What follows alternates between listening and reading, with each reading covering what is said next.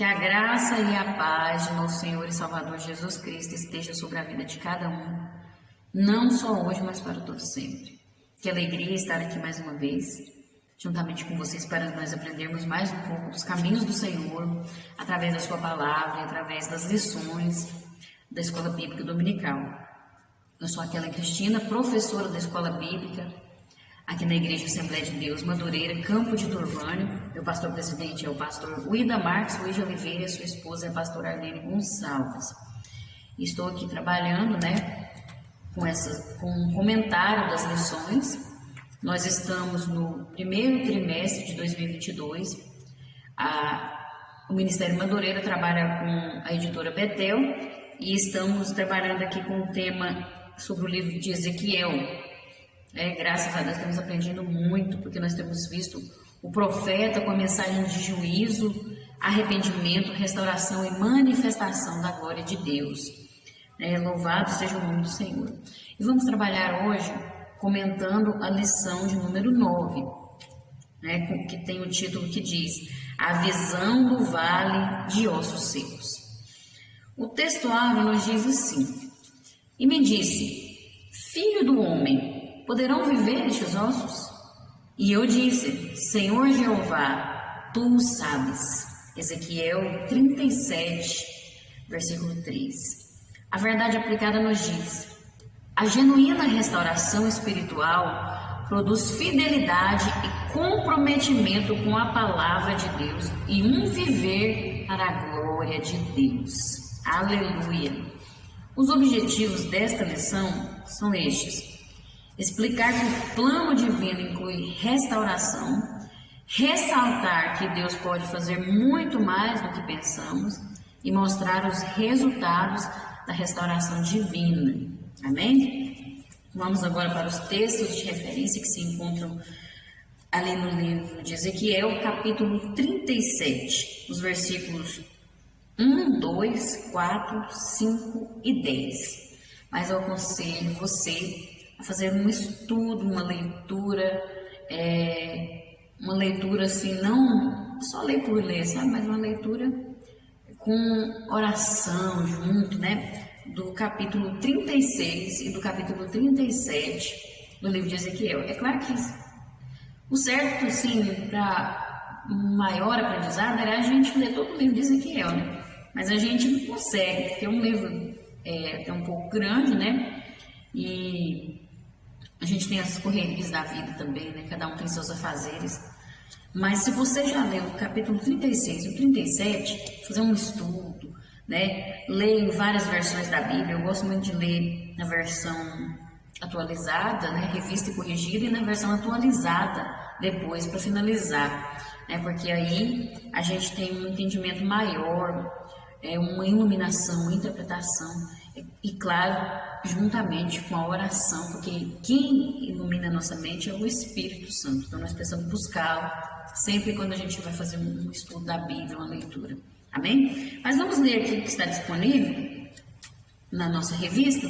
Se você quiser acompanhar, você pode abrir a sua Bíblia ou você pode ler na sua revista, que diz assim: Veio sobre mim a mão do Senhor, e o Senhor me levou em espírito e me pôs no meio de um vale que estava cheio de ossos, e me fez andar ao redor deles. E eis que eram muito numerosos sobre a face do vale, e estavam sequíssimos. E então me disse: profetiza sobre estes ossos, e dize-lhes: ossos secos, ouvi a palavra do Senhor.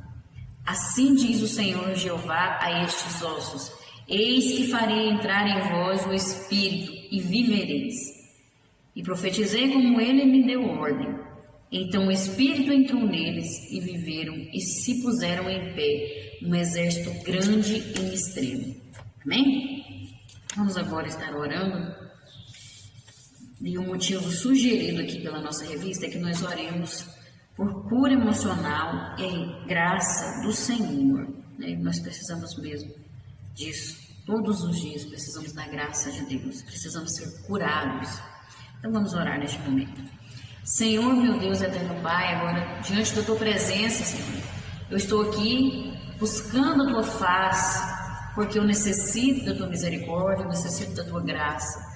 Senhor, que o Senhor me use neste momento para transmitir a tua palavra, porque a tua palavra é que faz a obra. De mim mesma eu não tenho nada que possa oferecer algo de bom, porque de mim mesmo não tem coisas boas, Senhor. Mas o que tem de bom em mim, o que as pessoas veem de bom em mim, é porque o Senhor que está na minha vida, é o Senhor que faz isso. E eu agradeço muito. Peço que o Senhor então me use conforme o teu querer e a tua vontade para transmitir essa palavra. Que o Senhor possa nos ajudar a vencer, Senhor, as dificuldades, a te buscar mais e mais. E a buscar, Senhor, a cura emocional. A buscar, Senhor, a libertação. Muitas vezes estamos doentes espiritualmente, estamos com as nossas emoções abaladas, mas o Senhor pode restaurar, o Senhor pode nos curar, o Senhor pode tirar de dentro de nós tudo aquilo que tem nos prejudicado emocionalmente e espiritualmente. Que o Senhor possa derramar a tua graça sobre nós, porque nós precisamos e necessitamos de ti, Senhor. Em cada vida agora eu peço, Senhor, que o Senhor visite, que o Senhor faça essa cura, que o Senhor derrame a tua graça, porque assim como eu preciso, essas pessoas também necessitam. Então que o Senhor esteja visitando agora cada vida, o seu interior, curando, libertando, restaurando. Faça uma obra maravilhosa na vida dessas pessoas, não só hoje, mas para todo sempre. E eu te agradeço em nome de Jesus. Amém. Glória a Deus. Vamos então aqui para a introdução que nos diz assim. Essa visão revela que Deus é poderoso para levar adiante seu propósito de ter um povo que viva de acordo com a sua vontade, para testemunho a todas as nações e a glória do seu nome. A visão ali tremenda que Ezequiel teve do vale de ossos secos, né? Glória a Deus. E nós vamos então agora para o tópico 1, que diz: o plano divino inclui restauração. É provável que Ezequiel 37 seja um dos mais lidos e usados em pregações dentre os 48 capítulos desse livro profético.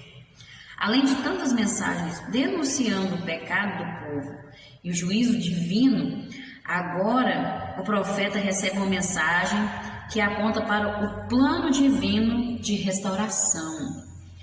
Assim tem sido desde o início da história da humanidade e sua relação com Deus. O que acontece nessa relação? Pecado, né? Juízo, chamada ao arrependimento e promessa de restauração. Sempre que você lê a história do povo de Deus, desde o princípio, desde o início, nós vemos esses fatos, né? O ser humano peca, Deus então corrige, vem o juízo de Deus sobre o pecador. Deus chama para o arrependimento, porque o juízo de Deus é necessário para que a pessoa, para que haja o quebrantamento, né? O reconhecimento. Então vem a chamada ao arrependimento, sempre Deus chama, e a promessa de restauração, porque se haver um arrependimento é restaurado. E aí depois o povo de Israel mesmo a gente vê, né? É restaurado e depois começava tudo de novo, né? Então nós vemos aí que tem o tempo, há tempo para todas as coisas debaixo do céu, né? Tem o tempo de tudo, mas nós precisamos sempre estar buscando o arrependimento para vivermos, né, o melhor de Deus, vivermos verdadeiramente as bênçãos que estão sendo derramadas sobre as nossas vidas. E nós vamos ver aqui que o plano de Deus sempre inclui a restauração do ser humano. E nós vamos aprofundar aqui mais a partir do tópico 1.1, que diz assim: ações divinas para restauração. Como visto nas lições anteriores, Deus revelava o seu propósito em restaurar o povo de Israel, enquanto anunciava seu descontentamento com os pecados cometidos e as consequências de o povo ter se afastado dele. Nós vimos em várias lições isso acontecer, né? Que Deus falando de arrependimento, de que o povo tinha que voltar, levantando Ezequiel, né? E o povo querendo jogar a culpa nos seus antepassados, e Deus sempre falando: olha, vocês precisam voltar ao caminho, vocês precisam se afastar dessas coisas erradas para que haja restauração, Deus sempre falando que Ele vai cumprir com as promessas dele, que vai restaurar aquele povo, mas que precisava deles voltar à aliança que tinha feito, né? Que Deus tinha feito essa aliança com eles, que era o povo de Deus. Então sempre a gente viu isso, né? Nas outras lições. E agora nós vamos ver como que Deus age para restaurar, né? As ações de Deus para a restauração daquele povo e assim também na nossa vida, né? O estudo de Ezequiel 37 é importante que seja realizado dentro desse contexto, né? Esse contexto que nós estamos vendo aí de que Deus sempre falava que Ele estava descontente, né? Triste com aquela situação daquele povo, né? E que eles iam sofrer as consequências das suas atitudes, estavam sofrendo as consequências. Então, Ezequiel 37 está dentro desse contexto. Agora era a restauração, porque eles chegaram ao ponto da consequência mais terrível, né? Quando você vê aquele vale de ossos secos ali, é o mais terrível do ser humano. Porque nós vimos ali no contexto de outros livros, de outras lições, sobre a doença, né, espiritual, que com o tempo vai gerando então a morte. E aí nós vemos agora o pior estado das consequências daquela situação em que eles estavam vivendo, que era a morte mesmo, a morte espiritual, que aquele vale de ossos secos representava todo um povo que foi devastado, né? Estavam mortos ali, secos agora. E então nós vamos ver diversas ações divinas visando a restauração do seu povo. Por isso é importante você ler também o capítulo 36, estudar o capítulo 36 de Ezequiel, porque ali também fala, enfatiza maiores detalhes dessas ações de Deus na restauração do seu povo, que nós vamos ver onde fala ali que Ele vai trazer de volta o povo das nações para a sua terra, que Ele vai purificar das imundícies, vai dar um coração novo, vai dar o seu espírito para aquele povo. Então nós vamos ver tudo isso no capítulo 36. É importante adentrar as lições tendo lido esses capítulos de estudo, né? Para você saber o que está falando. Porque se a gente entrar sem saber do que está falando, fica perdido, né? Não sabe de nada. Mas nós vamos ver isso então, a restauração, né? O agir de Deus. E nós vamos ver que é somente 13 anos após a destruição de Jerusalém que Ezequiel assumiu o ministério de profeta da esperança. Porque primeiro ele vem então profetizando. Ele demorou um tempo para se levantar como profeta, né? Porque nós vimos que desde o começo que Deus deu um tempo para ele tinha que ficar em silêncio. Depois, então, ele começou a falar. E primeiro veio a mensagem de juízo, a mensagem de arrependimento, para que aquele povo se quebrantasse, reconhecesse a situação que eles estavam. E então veio a mensagem de esperança, né? O profeta dizendo ali, Deus usando o profeta para falar que aquele cativeiro não era definitivo, não era para sempre, que ia terminar, que ia chegar ao fim daquele sofrimento, né? O cativeiro era para a transformação, era para moldar o caráter daquele povo, era necessário, mas não era definitivo. O remanescente certamente retornaria para a sua terra. Olha o que diz aqui. O remanescente, sempre Deus tem os seus remanescentes fiéis. Ali no meio daquele povo tinha os fiéis. Tinham os que permaneciam obedecendo, com arrependimento, servindo o Senhor, com coração verdadeiro, sincero. E aquele remanescente, aquele que verdadeiramente se arrependesse, ia sair do cativeiro, ia retornar para a sua terra, a terra da promessa, né? A seu tempo e a sua maneira, Deus cumpriria as promessas que fizera a Abraão e a Davi. Deus, ele é fiel em tudo que ele fala, em tudo. Se ele faz a promessa, ele cumpre, mas é da forma dele. Ele tem a forma dele agir, ele tem o tempo dele agir, né? E nós é que precisamos alinhar a forma de Deus, a pedagogia de Deus, ao tempo de Deus, porque o que Ele faz aqui é o melhor. Se está demorando, se parece que não tem fim, nós temos que entender que tem o tempo de Deus, vai chegar o tempo de Deus. Nada é definitivo, tudo é passageiro. Então, o tempo está difícil agora, mas vai passar. Vai chegar o momento da restauração na minha e na sua vida. Não sei o que você está passando, mas vai chegar o tempo. Mas nós precisamos entender que nós precisamos alinhar a vontade de Deus, ao propósito de Deus, permanecer no caminho, permanecer fiel à palavra de Deus. Precisamos, né? E entender que é no tempo dele, que é da forma dele. Porque Ele vê além do que nós vemos, Ele nos conhece mais do que nós mesmos, então Ele tem o tempo dele agir. Deus está trabalhando, não se preocupe, Deus está trabalhando. E em breve vai chegar o tempo da restauração para a sua vida em nome de Jesus, amém? Porque Deus é fiel. No 1.2 nós vamos ver uma visão da situação espiritual. Mais uma vez, Deus revela ao profeta a situação espiritual do povo. Agora, por intermédio de uma visão de grande impacto, numerosos ossos sequíssimos espalhados em um vale. Mas eram muitos ossos mesmo, né? Eram muitos ossos, poderia dizer que era uma nação inteira, né? Que estava ali, de pessoas que foram mortas, né? Estava já seco, já. A situação era de calamidade.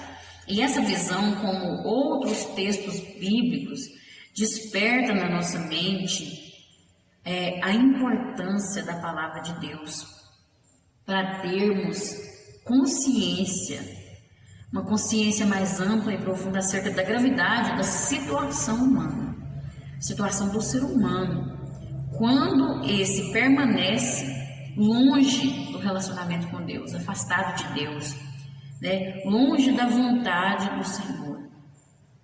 Quando o ser humano está longe de Deus, a situação é de calamidade. Aquela visão ali mostrava a real situação daquele que está longe de Deus, daquele que não está tendo um relacionamento com Deus, porque nós precisamos ter relacionamento com Deus, e relacionamento é viver de acordo com a vontade do Senhor. Quando deixamos de viver de acordo com a vontade de Deus, nós afastamos dele. Então nós não temos um relacionamento com Deus. E a situação é terrível. Nós vemos, por exemplo, alguns exemplos aqui de texto que é citado, Gênesis, capítulo 3, do 9 ao 24, vemos o desenvolvimento do texto que revela a gravidade do pecado de Adão e Eva. Ali nós vemos a situação em que estava o ser humano quando pecou. Você pode ler todo esse texto que você vai ver a situação, a calamidade que o pecado trouxe para a vida do homem, do ser humano, né? E nós vemos também Isaías, o capítulo 1, do 5 ao 6, onde nós vemos uma figura de linguagem para retratar a depravação, né? Ali nós vemos que Isaías apresenta o povo com uma doença espiritual, o povo enfermo, é a situação de depravação do ser humano. O ser humano doente mesmo, o ser humano quase à beira da morte espiritual, uma situação muito triste. E nós vemos também Apocalipse 3, versículo 17, onde fala, né, da igreja ali. Eu esqueci qual igreja que é. Vamos ler lá, Apocalipse 3, 17, não estou lembrando agora qual a igreja. Mas nós vemos ali que aquela igreja, ela estava percebendo, olhando para si mesma e se achando rica, que não precisava de mais nada, que estava bem, né? A visão que ela tinha dela mesma era essa, né? Só uma visão de coisa boa. E 3,17 é a igreja de Laodiceia, olha. Então, ela ela acha que é rica, que não precisa de mais nada, mas quando o Senhor olha, Ele fala, na verdade você é pobre, você é miserável, você é cega, você está nua. Olha o que nós podemos ver aqui, a percepção que a igreja tinha e a avaliação de Deus. Estava cega, não conseguia ver a situação de calamidade que estava. Né? Isso é muito triste, porque quando o ser humano se afasta de Deus, fica como esses textos que nós vemos, né? Depravação, uma percepção errada de si mesmo, muitas vezes, porque a cegueira espiritual faz com que aconteça isso. Por isso nós precisamos ter consciência de quem nós somos, de como nós estamos, e pedir a misericórdia de Deus, nunca se afastar de Deus, porque quando nós afastamos de Deus, ficamos como esses ossos secos aqui, sem vida, sem esperança. Não tinha esperança. Ezequiel olhava para aquela situação ali, daqueles ossos, não, isso aqui acabou, né? Já tá, os ossos, só tem ossos, nem pele não tinha mais apodrecida, nada, estava no fim de tudo ali, não tinha mais uma saída, não tinha mais situação de melhora para aqueles ossos ali, para aquelas vidas ali que tinha acabado, né? Era a situação espiritual do povo de Israel. O que Deus estava mostrando era isso. Veja como está o meu povo, Ezequiel. Assim está o meu povo. Não tem mais jeito, não tem mais solução para eles. A visão que Deus deu para Ezequiel era do povo de Israel, que estavam mortos espiritualmente, sem vida nenhuma e sem esperança. E a grande quantidade de ossos descrita ali naquele texto, naquela visão ali, mostra que era um cenário de uma grande catástrofe. E verdadeiramente era. Era uma catástrofe terrível. E era um grande número de cadáveres privados de um enterro digno. Foram jogados ali, expostos, né? Poderia ter sido, pode-se dizer, uma guerra ali, né? Guerras e guerras que ficaram ali mortos, aqueles corpos ali até apodrecerem e virarem só ossos, né? Não tiveram um enterro digno, não puderam ser sepultados, não puderam ter sido velados, nada disso, né?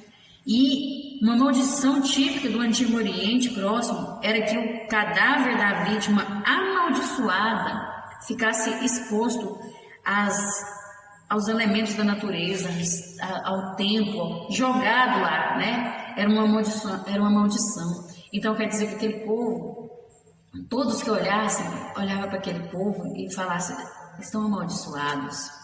Eles foram amaldiçoados por seu Deus. Talvez eles pensassem assim, para nós não tem mais jeito, estamos amaldiçoados, acabou.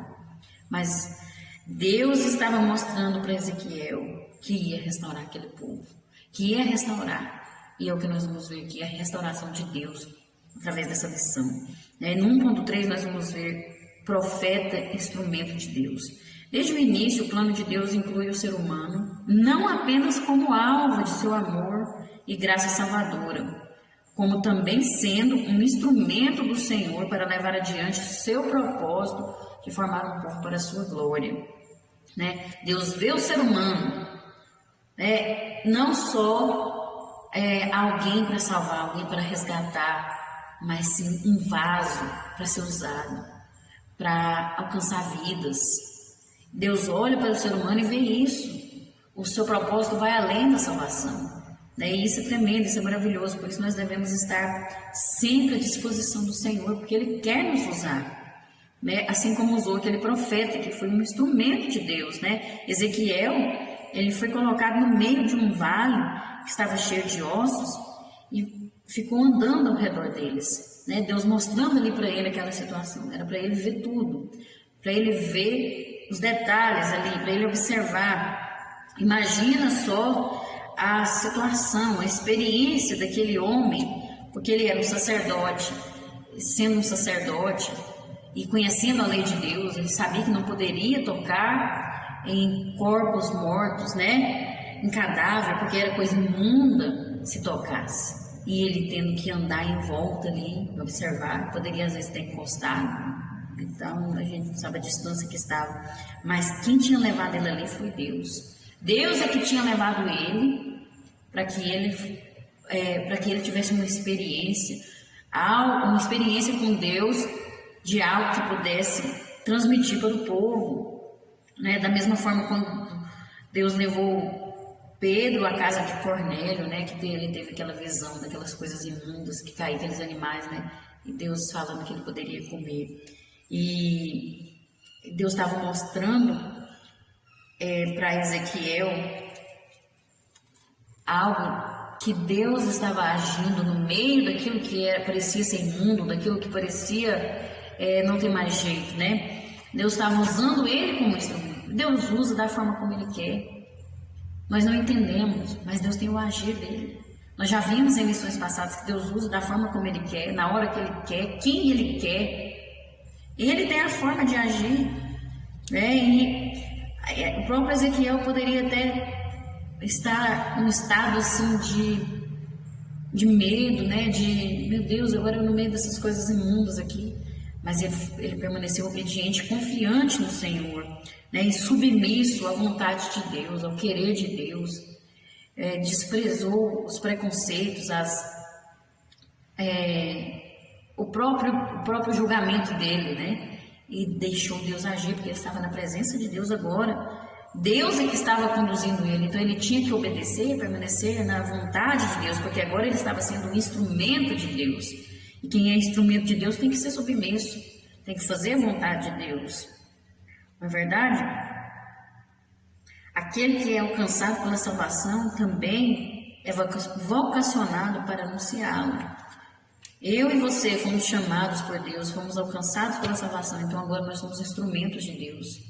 Deus, ele quer nos usar e nós temos que fazer segundo a vontade dele, segundo o querer dele, não segundo aquilo que nós pensamos ou achamos, mas segundo a vontade dele. Somos instrumentos para alcançar vidas para o reino de Deus, para anunciar a salvação. Então nós temos que fazer isso, profetizar sobre a vida de alguém, fazer alguém escutar a palavra de Deus, né? A fé, ela vem pela pregação, a pregação pela palavra de Deus, palavra de Cristo, né? E pregar é ouvir, significa ouvir no original. Fazer alguém ouvir a palavra de Deus produz a fé que justifica para a vida eterna e também põe o ouvinte em contato com o Espírito Santo. Olha que responsabilidade, olha que maravilhoso, é algo extremamente preocupante, porque nós sabemos que a tamanha a responsabilidade que é, mas também é maravilhoso, porque o Senhor nos chama, nós que não somos nada, não somos merecedores, mas Ele quer nos usar, Ele quer que nós sejamos vasos nas suas mãos, nós estamos aqui para isso. E que possamos cumprir esse propósito, assim como foi Ezequiel, um instrumento de Deus, que possamos também ser instrumentos nas mãos do Senhor e levar essa mensagem a vidas e vidas serem transformadas para a honra e glória do Senhor. Amém? Tópico 2, nós vamos ver o poder de Deus para fazer mais do que pensamos. Quantas vezes na história humana a manifestação do poder de Deus e o resultado produzido surpreenderam e superaram as maiores expectativas? Quantas vezes, né? Deus falou a Jeremias: seria qualquer coisa maravilhosa para mim? O anjo disse a Maria que para Deus nada é impossível. Agora, Deus estava revelando a Ezequiel que o seu poder é suficiente para cumprir a sua palavra e levar adiante o seu plano, né? Como Jó disse: bem sei que seus planos não podem ser frustrados, nenhum de seus planos, né? Os planos de Deus não podem ser frustrados. Se Ele tem planos para a sua vida, vai acontecer. No tempo certo vai acontecer. Amém? No 2.1 nós vamos ver aqui: há esperança? Uma pergunta. Há esperança? Talvez você esteja questionando aí na sua vida: será que há esperança para mim? Será que há esperança para essa? Será que tem solução para esse problema? Talvez as esperanças acabaram. Mas nós vamos ver aqui que ainda resta uma esperança. Deus, Ele vai restaurar, Ele vai agir, Ele já está agindo. Nós que não percebemos, mas Deus, Ele nunca para, Ele sempre está trabalhando. Nós vamos ver aqui que após Deus ter revelado a Ezequiel o real estado espiritual do povo, daquele povo de Israel, como nós vemos nos tópicos 1.2 e 1.3, agora Deus pergunta para Ezequiel: poderão viver estes ossos? A pergunta para Ezequiel, né? Olha, o próprio povo exilado dizia que os seus ossos estavam secos, sem esperança e aniquilados. Eles viam que não tinha mais jeito. Para eles não tinha mais solução. Para eles tinha acabado a esperança. Estavam secos aqueles ossos, estavam. Né? Então eles viam essa situação. E aí Deus pergunta para Ezequiel: poderão viver estes ossos? Poderão viver? Quem sabe Deus estava perguntando: você acredita que eu posso restaurar? Você acredita que eu vou cumprir com o que eu prometi? Né? E nós sabemos que a resposta de Ezequiel é: Senhor, tu sabes. Ele reconhecendo: Deus sabe todas as coisas. O reconhecimento de Ezequiel é tremendo, né? Ele conhecia quem era Deus. Ele sabia que Deus era capaz de fazer o que ele quisesse, porque ele é Deus Todo-Poderoso, né? A manifestação do poder de Deus, nós vamos ver aqui que surpreende a todos. Aquele povo estava como prisioneiros ali, cativos ali, aquele povo, sem nenhuma força política, mas Deus haveria de formar uma nação, mesmo aquele povo não tendo nenhuma força política, sem nenhuma força moral, eles iriam vencer a idolatria e formar uma religião pura. Isto se faria não por força nem por poder, porém pelo Espírito do próprio Deus. Era isso que Deus estava falando através daquela visão, que isso ia acontecer do nada. Ia acontecer algo, onde não tinha mais jeito, ia surgir a solução. Deus ia restaurar aquele povo de forma tremenda, né? Do nada ia ter aquela restauração, porque Deus surpreende tanto aqueles que têm esperança, como aqueles que não têm. E mesmo aqueles que têm uma esperança somente para um futuro distante, como Marta, né, que quando Jesus falou: Lázaro há de ressuscitar, e ela disse: eu sei, Senhor, ele vai ressuscitar no dia da ressurreição, né, no último dia lá, quando todos forem ressuscitados. Jesus já tinha falado sobre isso, e ela falou: não, eu sei que naquele dia vai acontecer, né? Ela tinha uma esperança, mas era para o futuro distante. Não vai acontecer. Algum dia vai acontecer. E Deus, ele surpreende até as pessoas que pensam dessa forma. Eu sei que Deus vai agir. E algum dia Deus vai agir. Algum dia o Senhor vai fazer algo e vai mudar a minha história. Eu sei, eu tenho essa esperança. E às vezes a pessoa acha que vai ser longe, vai demorar, ou que vai ser só no dia do arrebatamento, ou que vai ser só depois que Jesus voltar, só estabelecer o seu reino sobre essa terra. Mas aí, quando de repente Deus surpreende a todos e Ele faz algo extraordinário, né? Porque Ele é poderoso para fazer tudo mais abundantemente além daquilo que pedimos ou pensamos. Esse é o nosso Deus. Ele nos surpreende, mas tudo de acordo com o seu propósito, tudo de acordo com os seus planos, porque nenhum deles pode ser frustrados, né? Não podemos permitir que situações que estejam além do controle humano ou da nossa capacidade de compreender abalem a nossa fé no poder de Deus e na sua palavra. Nós não podemos desacreditar, né? Achar que Deus perdeu o controle, achar que Deus não se importa, achar que Deus não olha para nós. porque Ele olha, Ele se importa sim, e Ele está no controle de todas as coisas, Ele tem poder. Nós não podemos deixar de acreditar no poder de Deus e na sua palavra, porque Ele é fiel, e Ele está cuidando de tudo. Não precisa se desesperar, porque Ele vai fazer além daquilo que você está imaginando. O propósito dele é sempre do melhor para mim e para a sua vida. Mas ele tem a forma dele agir. Deixa Deus fazer. Ele sabe fazer o que é melhor para você. Amém? No 2.2 nós vamos ver o anúncio da palavra de Deus.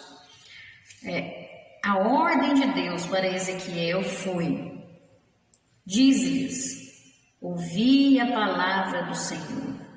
Veja, olha que tremendo isso. No meio daqueles ossos, Deus fala para o profeta falar para aqueles ossos ouvirem a palavra do Senhor. Como falar para mortos? Como pregar para mortos ouvirem, para ossos ouvirem? Como? A ideia aqui é que as palavras do nosso Senhor é que tem poder. Veja o que diz lá em João 5,25. Os mortos ouvirão a voz do Filho de Deus, e aqueles que a ouvirem viverão. Veja, a palavra de Deus, ela tem poder até sobre os mortos. Sim, esse é o nosso Deus. É o Deus do impossível. Há alguma coisa impossível demais para Deus? Não. Mas é a palavra dele que dá vida, é que transmite vida. E nós precisamos anunciar a palavra de Deus, seja para quem estiver morto espiritualmente ou não, seja para quem não quer ouvir ou para quem quer ouvir. Transmitir a palavra de Deus. Estamos vivendo tempos de desafios tão assustadores, tempo de morte espiritual dentro da igreja, tempo de ossos secos, pode-se dizer. Mas a ordem é a mesma. O que diz lá em 2 Timóteo? Que pregues a palavra, instes a tempo e fora de tempo, e faze a obra de um evangelista. É para pregar a palavra. Não importa o que aconteça, não importa quem está ouvindo, mas é para pregar. Essa palavra é que dá vida. Essa palavra é que faz um efeito de transformação na vida das pessoas. Nós precisamos prosseguir no poder do Espírito Santo. Ele é que tem poder. Nós só somos instrumentos. Quem faz a obra é Ele. Então não se preocupe como está a situação da sua igreja, como está quem está te ouvindo. Não se preocupe, faça a sua parte. Pregue a palavra de Deus, anuncie essa palavra, que é o poder do Espírito Santo e o novo nascimento que Ele opera, que são mediados pela palavra de Deus.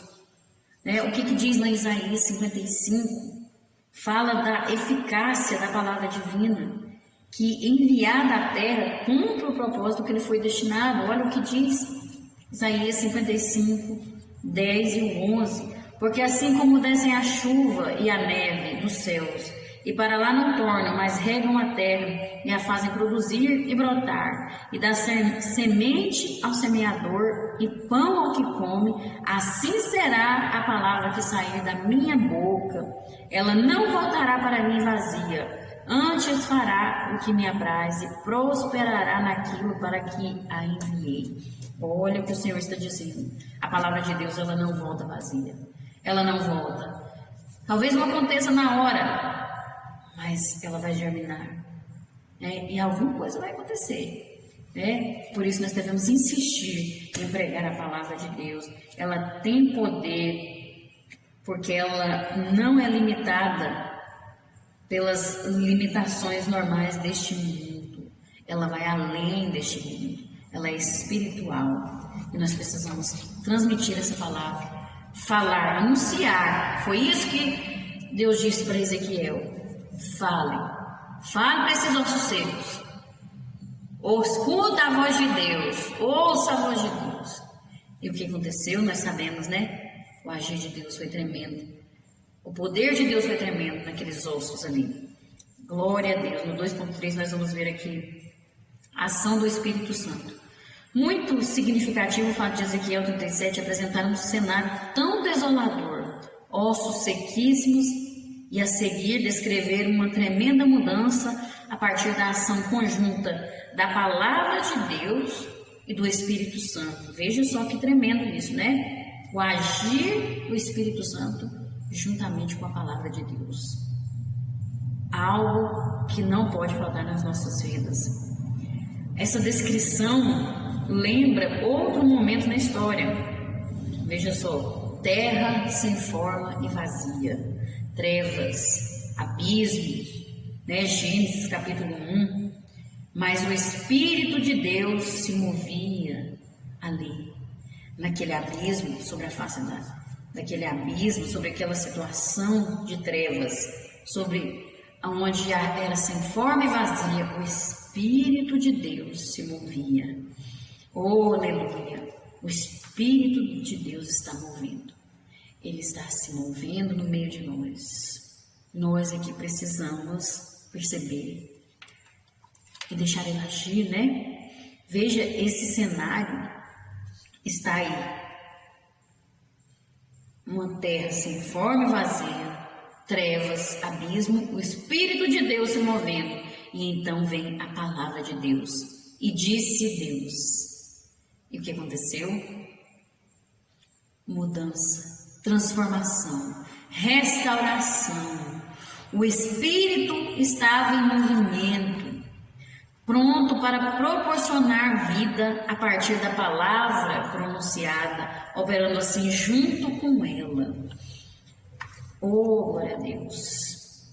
Nós podemos ver em todo o Antigo Testamento a ação do Espírito Santo, nos diversos momentos da história de Israel. Em todo o tempo nós vemos, é muito presente. Você vê o mover do Espírito Santo, a palavra de Deus e o mover do Espírito Santo. Em um dos livros proféticos, onde há ênfase na obra do Espírito Santo, é Ezequiel. Você vê o agir do Espírito Santo em todo o livro de Ezequiel. É tremendo a obra do Espírito Santo ali. Nós vemos que Deus promete operar uma mudança tão grande que o povo receberá um novo coração, um novo espírito, e ainda porá sobre eles o seu espírito. Oh, glória a Deus! Não apenas aos profetas, aos sacerdotes, aos líderes, mas para aquele povo todo. Era para toda aquela nação que estava ali no cativeiro. Deus ia restaurar de uma forma tremenda. O agir de Deus, o agir do Espírito Santo, né? A restauração virá pela participação conjunta da palavra pronunciada e do Espírito de Deus. Por isso que nós precisamos estar, assim como aquelas 5 virgens prudentes. Elas estavam com a candeia e o óleo, né? As outras estavam somente com a candeia, não tinha levado o óleo consigo. Mas as prudentes estavam com a candeia e o óleo, que representa o quê? A palavra de Deus e o Espírito Santo. Né? Os dois juntos é que faz a diferença. A palavra de Deus e a ação do Espírito Santo muda qualquer cenário, muda qualquer história, restaura tudo aquilo que foi perdido. É o poder da palavra de Deus e a ação do Espírito Santo. Então nós precisamos estar interligados com isso, ter esses dois em nossas vidas. Não ser somente estudantes da palavra de Deus, teólogos, doutores, não. Mas termos a unção, mas termos o óleo, a presença do Espírito Santo. Um completa o outro, precisa dos dois. Nós precisamos que possamos então ter a ação do Espírito Santo em nossas vidas e a palavra de Deus. Amém? No tópico 3, nós vamos ver resultados da restauração. A obra de restauração inclui vivificação para um novo viver. Deus disse que abriria as sepulturas e faria o seu povo sair delas para passar a vivenciar um novo tempo que incluía uma nova vida. Essa nova vida inclui o aspecto da comunidade, que é o viver como povo de Deus, inclui um viver de acordo com a vontade de Deus, um conserto perpétuo e também testemunho a todas as nações. No 3.1 nós vamos ver um viver como povo de Deus. Em vários versículos há expressões indicando o povo de Deus, em Ezequiel 36 e 37. Né? Quem estudou aí, quem viu aí, pôde perceber isso. Deus, ele não desistiu de ter um povo para o seu nome. Deus, ele não desistiu do ser humano e não desistiu do projeto, do propósito dele para com a igreja, né? Que a igreja existe no projeto de Deus desde a fundação do mundo, o povo dele, né? Um povo separado, lavado e remido no sangue do Cordeiro. Deus não desistiu desse projeto, Deus não desistiu desse propósito. E, como diz a palavra de Deus, as portas do inferno não prevalecerão contra a igreja do Senhor. Nada vai impedir, nada vai frustrar os planos de Deus. Não apenas os judeus, mas Deus está chamando pessoas de todas as nações para fazer parte do seu povo. Outros textos do Novo Testamento revelam este propósito de Deus. Nós bem sabemos, como vimos na lição sobre o livro de Efésios, ano passado, que Deus, ele escolheu o povo de Israel como uma nação para alcançar todo mundo. O propósito de Deus é para com toda a humanidade. Então Deus chama, o chamado de Deus é para todos. Ele quer, o desejo dele é que todas as pessoas se convertam, que todas as pessoas façam parte dessa família, façam parte do rebanho dele, né?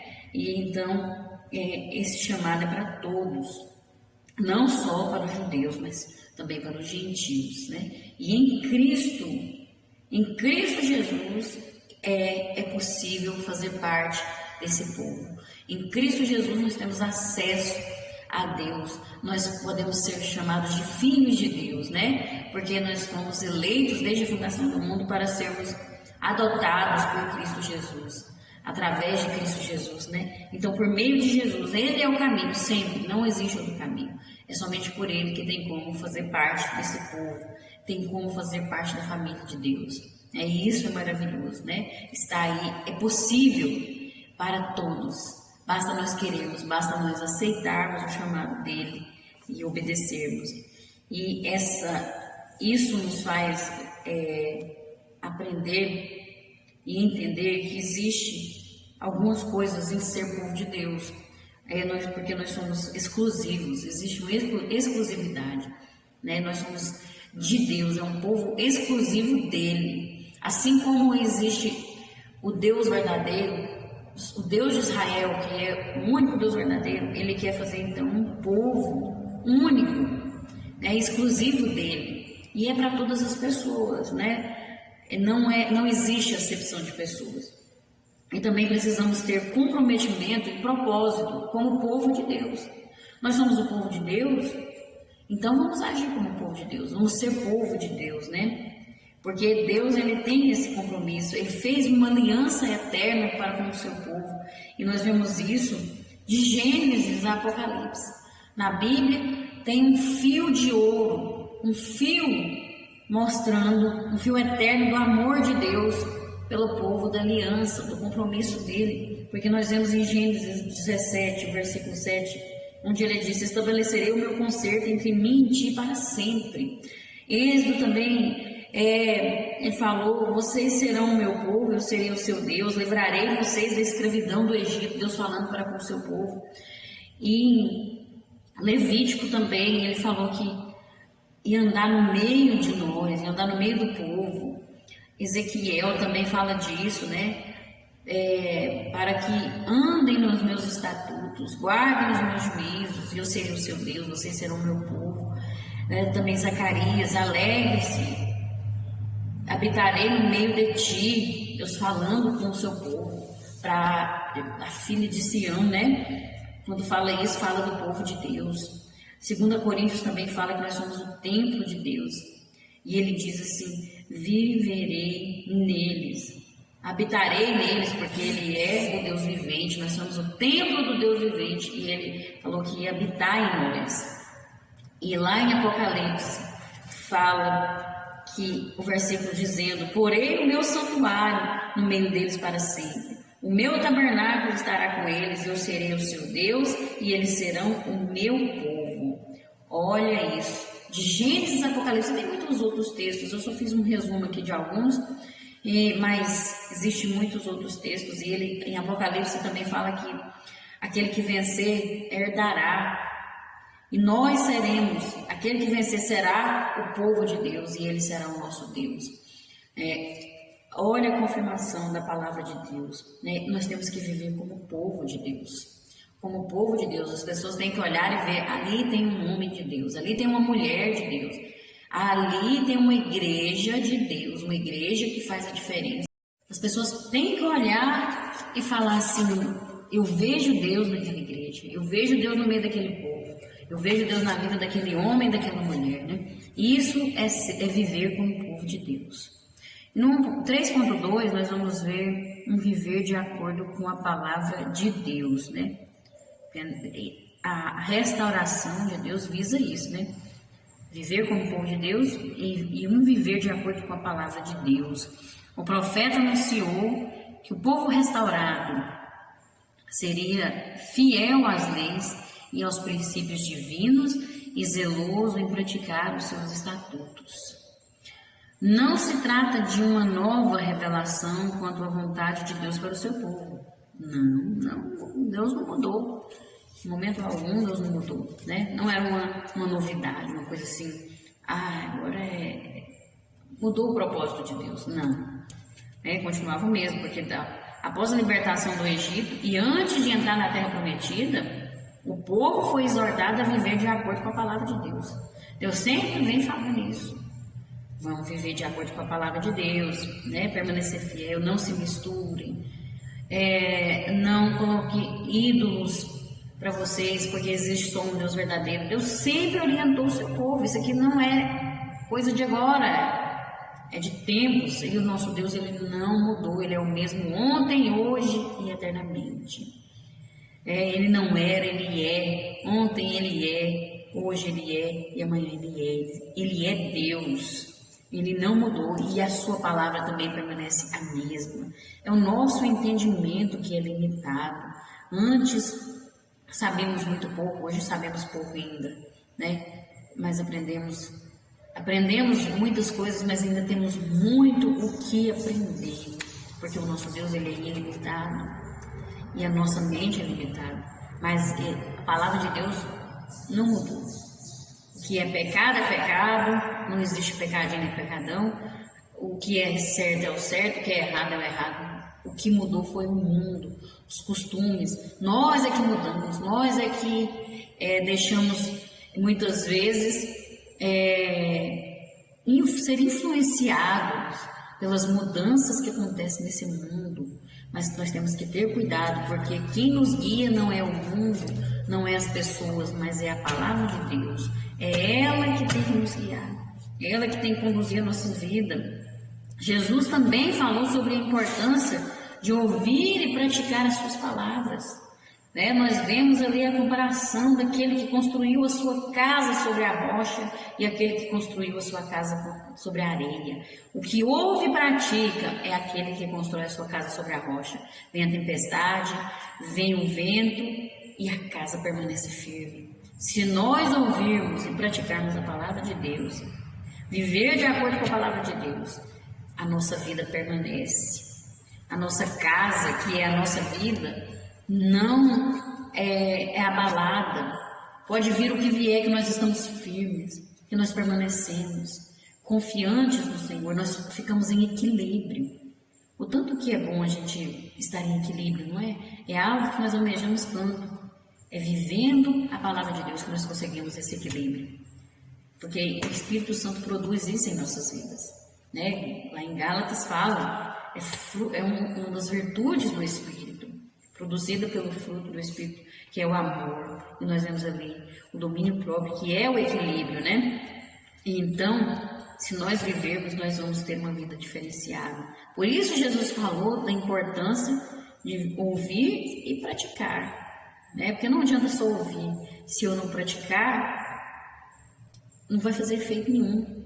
Eu preciso praticar para o negócio acontecer. É como se eu pegasse o botão de iniciar ali e o negócio começasse, entendeu?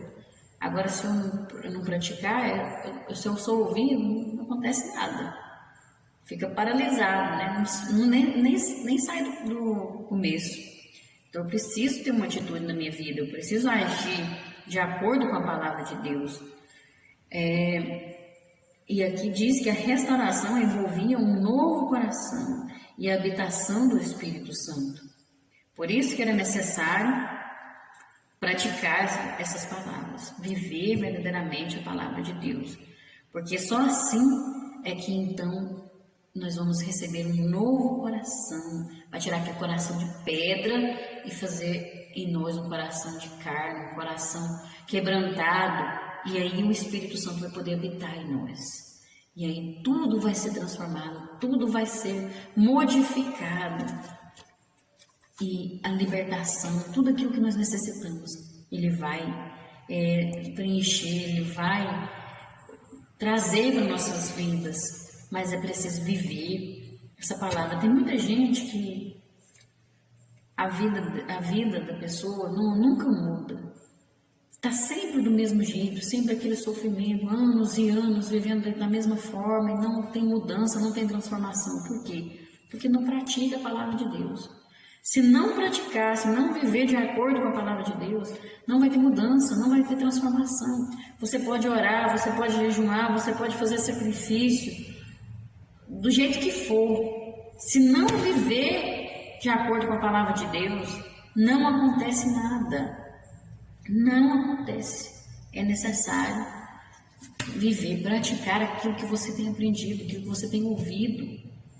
Aí sim você vai ver algo acontecer, mas é difícil. Não é fácil. Você acha que é fácil viver de acordo com a palavra de Deus? Não é fácil. É difícil, porque a palavra de Deus, ela confronta todos os nossos defeitos. Ela vai contra essa natureza que quer prevalecer, contra o nosso ego. Ela destrói o nosso ego. E na verdade nós queremos alimentar o nosso ego, né? A nossa carne. Ela luta contra o que está na palavra de Deus. E muitas vezes é um processo dolorido. A gente sofre, mas vale a pena depois. Vai valer a pena sempre viver de acordo com a palavra de Deus. Porque tudo isso aqui é passageiro. Mas o que a palavra de Deus nos ensina, isso aqui, essa palavra, ela é eterna. E o que ela ensina também é eterno. E vai valer a pena sim. Porque a palavra de Deus é o padrão de conduta do seu povo. E nós precisamos então viver de acordo com essa palavra. Amém? Nós vamos ver no 3.3, um viver para a glória de Deus. A restauração também aponta para testemunho a todas as nações acerca de Deus. Nós vemos sempre na palavra de Deus que ele falava assim, para honrar o meu nome, por causa do meu nome estabelecerei, farei isso ou aquilo, por causa do meu nome, para que o nome de Deus seja glorificado. A missão da igreja visa, acima de tudo, a proclamação e a manifestação da glória de Deus. Em tudo em nossas vidas nós temos que fazer para a manifestação da glória de Deus. Tudo que eu vou fazer. Se eu estou aqui anunciando essa mensagem, se eu estou aqui falando, comentando essa lição, é para a glória de Deus. Tem que ser para a glória de Deus, porque se não for, é em vão. Eu não estou cumprindo o propósito que Deus estabeleceu para a minha vida, porque a nossa vida é para a glória de Deus. Devemos ser frutíferos para que o Pai seja glorificado. Se eu dou fruto, se a palavra que eu falo, se o louvor que eu canto dá algum fruto, é para a glória de Deus.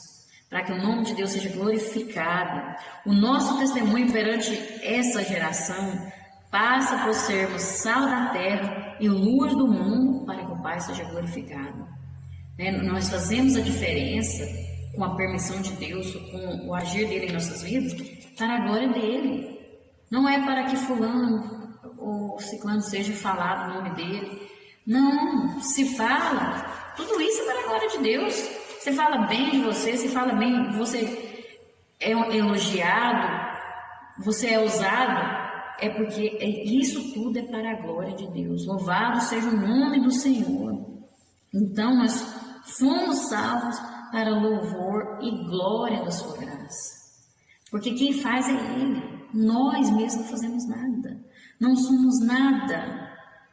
Se não fosse pela misericórdia do Senhor, nós já estaríamos consumidos. Nós não somos nada. As bênçãos em nossas vidas, tanto materiais como espirituais, precisam ser acompanhadas de retidão interior, para que haja manifestação da glória de Deus. Ou seja, eu preciso humilhar, eu preciso descer do pedestal, deixar de lado o orgulho, a soberba e reconhecer, ter uma retidão interior ao ponto de reconhecer que Ele é que faz, que a glória é dele, que tudo é dele, nós estamos aqui para Ele, para glorificar o nome dele. Porque se eu tiver essa retidão interior, aí então vai ter a manifestação da glória de Deus. As pessoas vão olhar e ver Deus. E eu tenho que reconhecer isso. Eu preciso reconhecer isso. Os que são recebidos como filhos de Deus por meio de Cristo Jesus devem demonstrar a natureza da graça do Pai e dessa maneira glorificá-lo. Então eu tenho que mostrar o caráter de Deus na minha vida, porque se eu viver assim, eu vou estar mostrando a glória de Deus, eu vou estar apresentando para o mundo quem é Deus, esse Deus todo-poderoso, esse Deus que ama todas as pessoas. Então, por isso que Paulo disse, sede meus imitadores como eu sou de Cristo, para nós vivermos como Cristo, porque se nós vivermos assim, estamos mostrando quem é Deus, estamos sendo a imagem e semelhança de Deus. E nós precisamos então fazer isso, porque assim vamos estar vivendo para a glória de Deus. Deus, Ele quer fazer essa restauração, para que tudo isso aconteça em nossas vidas.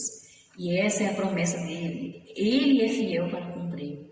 Mas nós precisamos aceitar o propósito dEle. Nós precisamos entender que tem o tempo dEle, tem a forma dEle agir. Deixa Ele agir. E o nome dEle ser glorificado, porque isso é que vai nos completar, nos vai nos fazer sentirmos realizados, porque isso verdadeiramente preenche todo o nosso ser, em nome de Jesus. Amém? E a conclusão nos diz assim: Deus cumpre seu plano por intermédio da proclamação do Evangelho e da ação do Espírito Santo, restaurando vidas e capacitando-as a viver de acordo com a vontade de Deus e testemunhar acerca da salvação, para que o Senhor seja glorificado. Não é? Assim como Deus restaurou aqueles ossos, que não tinha nada, não tinha magia, não tinha esperança, e Deus então fez gerar vida ali, carne, nervos, e aquele povo se levantou como um exército para a glória de Deus. Assim também Ele vai fazer na minha e na sua vida, e vai restaurar, e vai dar vida, trazer vida em abundância, para que o nome dEle seja glorificado para a honra e glória do Senhor. Aleluia, glória a Deus, que possamos compreender e que o Espírito Santo fale melhor ao seu coração, porque quem faz brotar, germinar é Ele.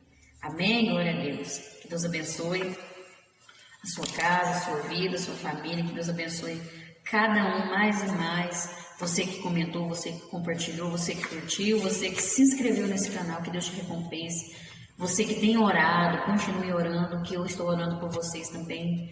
Mesmo que eu não conheça quem é você, mesmo que eu não conheça quem visualiza, quem assiste, mas Deus, Ele te conhece por dentro e por fora. Ele sabe das suas necessidades e eu tenho orado para que Ele te visite, te dê vitória em nome de Jesus, em tudo aquilo que você necessita, para a honra e glória do Senhor. Desculpa.